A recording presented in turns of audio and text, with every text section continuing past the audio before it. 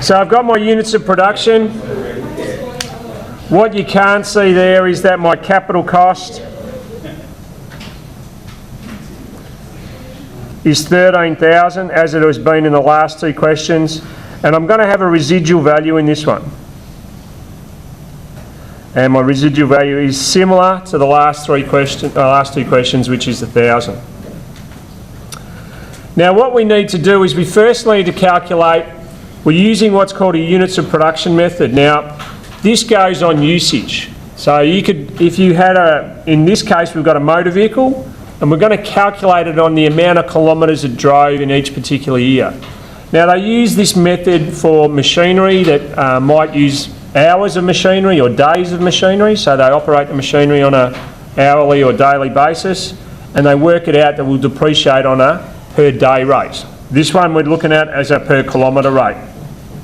So what we first need to do is we need to work out how do we come up with that 12 cents as my depreciation per unit. Now you can see down the bottom here that we've got 100,000 kilometres. That's my kilometres up there. So it's 100,000 kilometres. And what I'm looking to do is I'm looking to make sure that I allocate $12,000. So it's my cost minus my residual divided by my usage. In this case, this would be 13,000 minus 1,000 divided by 100,000 kilometres equals 0.12. And that, in this case, is a rate. 12 cents. So that's this rate here.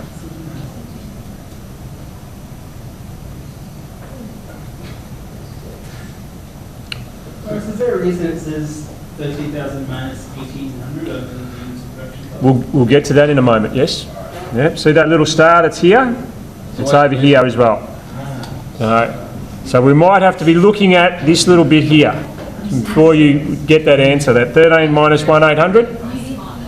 Alright, so let's go. With first year we've got 15,000 kilometres. We're depreciating at 12 cents per kilometre. So how many dollars depreciation expense is that?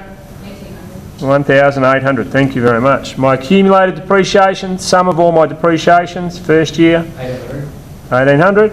So my carrying amount now is remember it's my cost, which is number 1, minus my accumulated depreciation, which is number 2.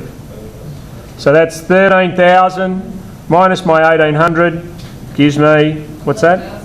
11,200. In year number 2, I've driven 30,000 kilometres, which is twice as much as the year before. So my depreciation expense is 3,600. My accumulated depreciation is 5,400. And my carrying amount, which is my cost minus my accumulated depreciation, is 7,600. Why is it 11,200? Why is 11,200? Because it's my carrying amount, my capital cost, 13,000 minus my accumulated depreciation. So that gives me my 11,200.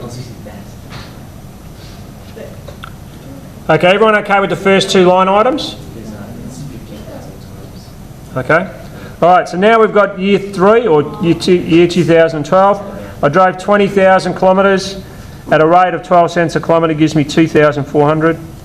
My accumulated depreciation, just the sum of all my depreciations, equals 7,800.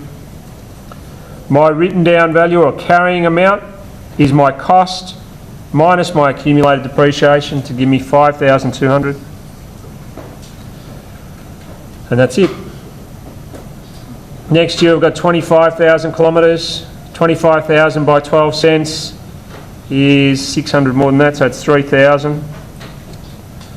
This gives me an accumulated depreciation of 10,800, and my carrying amount, my cost, minus my accumulated depreciation gives me 2,200. And in my last year I've driven 10,000 kilometres, which is 1,200 worth of depreciation. My accumulated depreciation then amounts to 12,000. My carrying amount is the 1,000, which is the residual value. So it's an easy way to check if you've got your calculation right. Your residual value or your value at the end should equal your residual value. My depreciation expense, if I add all those together, I'll get 12,000.